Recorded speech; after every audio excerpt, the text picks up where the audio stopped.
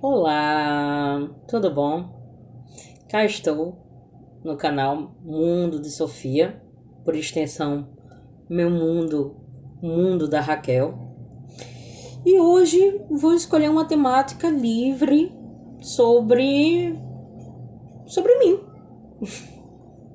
sobre o que eu gosto, sobre o que eu não preciso me fixar necessariamente em alguma coisa, em uma temática. Vamos falar sobre a felicidade, vamos falar sobre o amor, vamos falar sobre Platão, vamos falar sobre a retórica, vamos falar sobre. Claro, a gente até pode falar sobre isso no seu momento oportuno, pelo menos meu momento oportuno e tudo mais.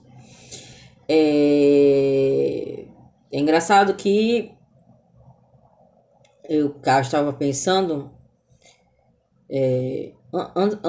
Antes de ir às terapias, às sessões de terapia, eu sempre fico fazendo uma análise do que eu vou falar pro meu analista, né?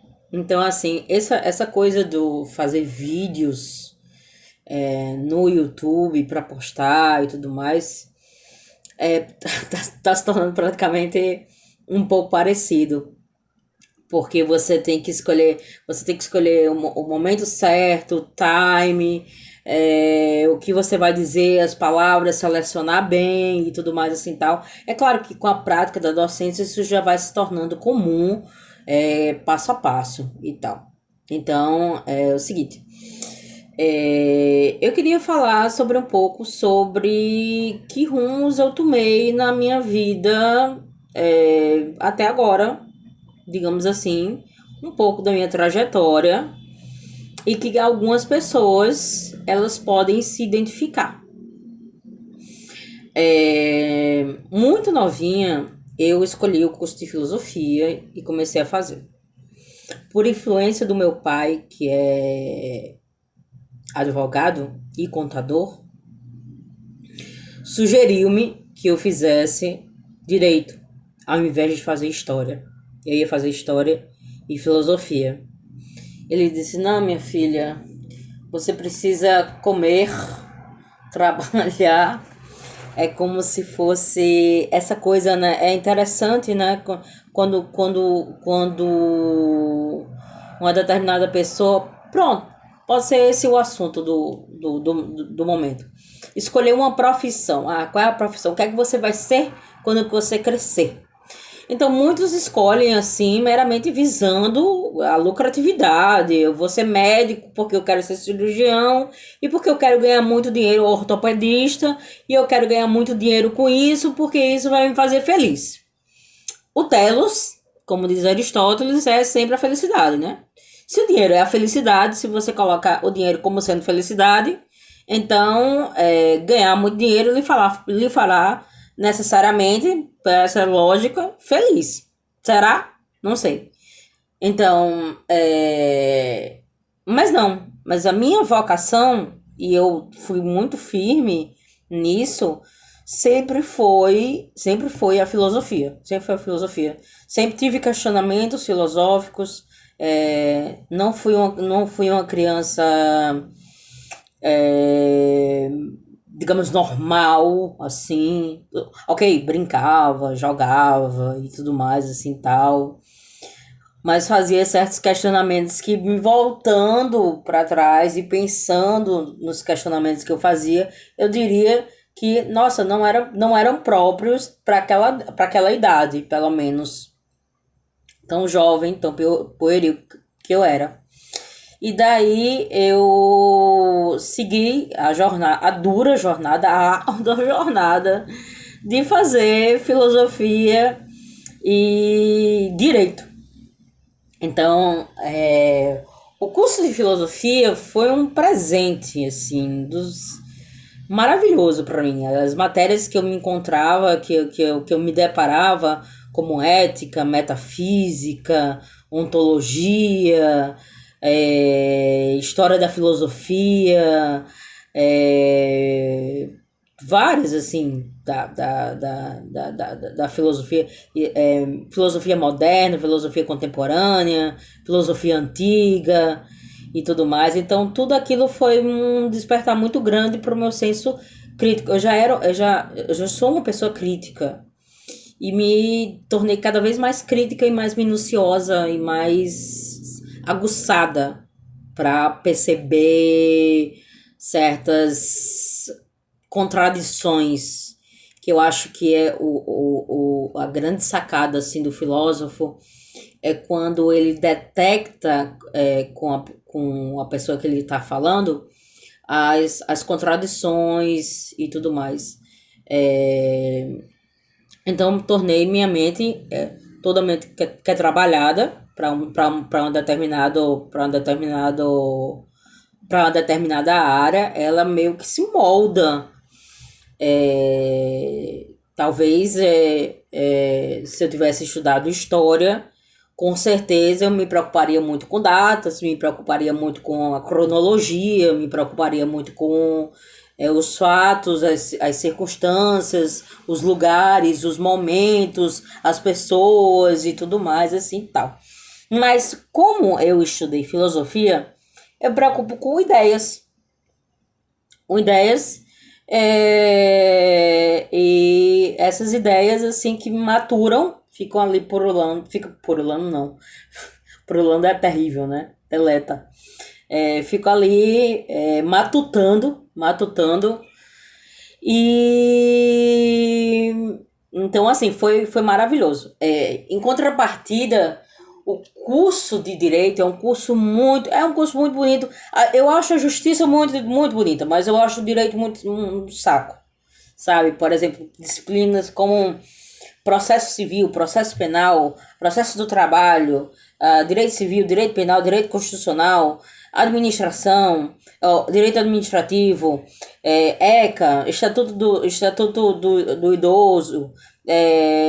São coisas assim, é bom você saber os direitos, né? Pelo menos você não é, como é que se chama, vilipendiado, você não é lesado e tudo mais, mas não é uma coisa que realmente instiga. Tanto é que, como bem estudante de filosofia, eu tinha que prestar para dois TCCs. E a disciplina que casou muito bem com as minhas duas áreas do conhecimento que eu elegi para estudar na fase acadêmica foi a filosofia do direito. E quem eu escolhi para filosofia do direito? Nada mais, nada menos que o Immanuel Kant. O Immanuel Kant. Conheci um professor kantiano, maravilhoso, por sinal. O nome dele é Flamarion Tavares Leite. Ele tem uma coleção, inclusive, no Brasil, de as 10 lições de... por exemplo, as 10 lições sobre Kant, as 10 lições sobre Nietzsche, as 10 lições sobre Schopenhauer, as 10 lições sobre Hannah Arendt, as 10 lições sobre Aristóteles, as 10 lições sobre Hume. Então, ele conseguiu um corpo docente bastante forte, incorporado e tudo mais e tal, para escrever, e ele ser o revisor dessa coletânea. E ele foi, tanto no meu curso de Direito, quanto no meu curso de Filosofia, ele foi meu orientador, ele foi meu orientador no curso de Direito e foi meu co-orientador no curso de Filosofia. E uma questão muito intrigante que eu achei tudo mais, para unir, para casar a filosofia e o direito, a jusfilosofia, foi justamente tratar da dignidade da pessoa humana, né, que está no artigo 5º da nossa Constituição. Tratar da dignidade humana em uma perspectiva kantiana. Então eu tive que procurar fundamentação, pelo menos na filosofia, em Kant, em seu livro A Fundamentação da Metafísica dos Costumes, e em a paz perpétua. E também tendo como respaldo o fundamento jurídico de alguns doutrinadores para tanto. Eu sei que ficou dignidade da pessoa humana e direitos fundamentais e direitos fundamentais numa perspectiva kantiana. Pude fazer essa ponte e fui a bom grado assim, fui bem sucedida e tudo mais. É, assim, não por ter lido Kant, não por ter tido contato com esse filósofo tão moralista seria o pior adjetivo que, como é que se chama, poderia ser dado para ele. Mas assim, que versa sobre a moral de uma maneira tão refinada, tão eloquente, que coloca, por exemplo, na crítica da razão pura, a razão como um ré e tudo mais. Então, assim, essa metáfora é muito interessante. Não consegui ainda ler o livro todo, a crítica da razão pura, muito menos a crítica da razão prática, mas ainda tenho toda uma vida pela frente e vai estar na minha lista de vídeos, de livros, e assim como outros também, né? Claro que eu gosto e tudo mais, mas eu pude me identificar com o caráter kantiano. Pude me identificar com o caráter kantiano. E depois, assim, tendo saído da universidade, quis enveredar pela área por um filósofo que eu acho extremamente interessante, extremamente importante, extremamente lógico, mesmo porque eu adoro lógica, sou apaixonada por lógica. O mestrado foi em Lógica e Filosofia da Ciência, na Universidade de Salamanca. E como é que eu posso dizer? Aristóteles eu acho assim fantástico. Então eu me considero uma aristotélica kantiana do ponto de vista filosófico. O que me ajudou muito, assim, porque eu gosto de tratar com linguagem. Linguagem é fascinante, né? Linguagem é uma coisa que a gente lida com o dia a dia, assim. Tanto em autores que eu leio e que vejo, eu sempre reparo, não sei se reparo, é uma coisa nordestina. Eu sempre noto, né? Eu sempre noto na retórica do orador, porque ele pode estar usando perfeitamente de falácias. E isso é muito comum. Como foi comum com os sofistas, né? Que fizeram isso e tudo mais, assim.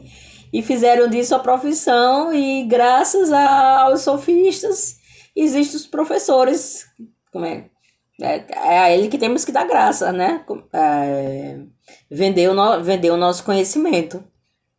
Enfim, eu realmente gosto muito, sou muito observadora e gosto muito de prestar bem atenção quando um determinado orador, seja ele filósofo, seja ele literato, seja ele historiador e tudo mais, assim, tal, ele diz uma coisa num determinado vídeo e depois num outro vídeo ele se contradiz.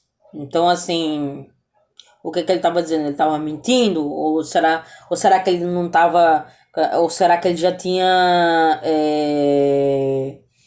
não tá tendo a mesma ideia e tudo mais, assim, entendeu? Mas se isso é uma coisa muito constante nas palestras dele, então há que se realmente fazer um juízo de valor, um juízo axiológico sobre a oralidade dele, sobre a maneira como ele se posta e a ética da pessoa propriamente e tudo mais.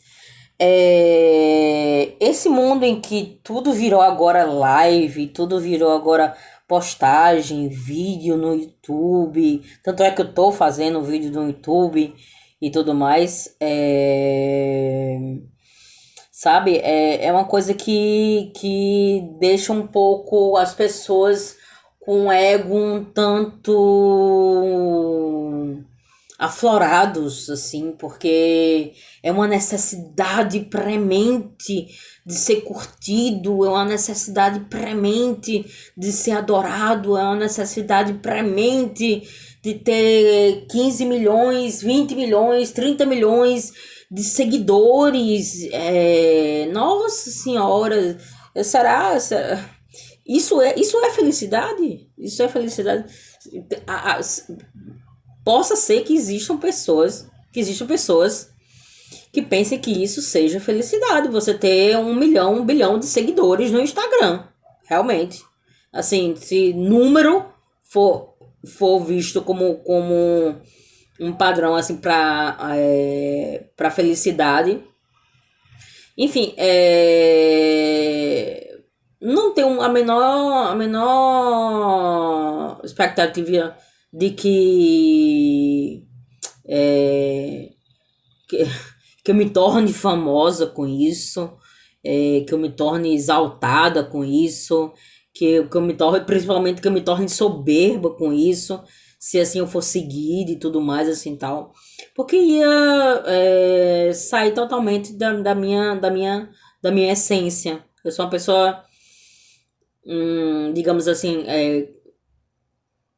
de caráter firme, de caráter forte e tudo mais, mas não significa que eu seja soberba.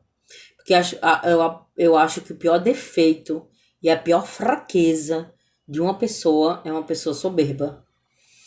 E é isso ela demonstra em tantas sutilidades, assim, na maneira de sorrir, na maneira de falar, na maneira de se expressar, de dizer algo e tudo mais, e sabe? E ao invés de passar conhecimento, ao invés de passar realmente ajudar o outro, realmente mostrar para o outro, olha, eu passei por essa situação, então se você seguir por aqui ou se você seguir por aqui, mas só como essa coisa, mas só como uma forma, um desfibrilador do ego, assim, digamos assim.